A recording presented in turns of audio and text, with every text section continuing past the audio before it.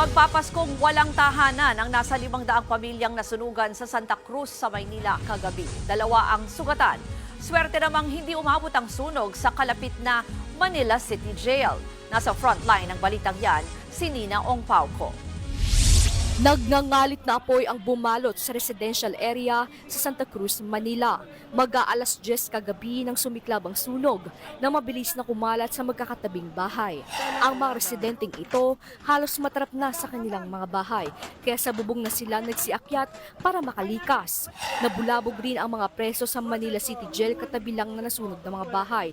Mabuti na lang at may firewall at mataas ang pader nito, kaya hindi ito nadamay. Pero ayon sa otoridad, inilikas din ang nasa 600 preso. Naging pahirapan ang pag-apula sa sunog dahil sa kitid ng lugar. Base sa investigasyon, nagsimula ang apoy sa gitnang bahagi ng residential area.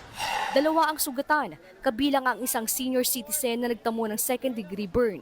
Aabot naman sa 500 pamilya ang apektado. Inaalam pa ang mitsa ng apoy at kabuo ang danyos ng napinsalang ari-arian. Nagbabalita mula sa Frontline, Nina Ongpauco, News 5. Mga kapatid, ako po si Ruth Cabal. Maging maalam at may pakialam sa mga may init at rumaratsadang balita sa Frontline Express.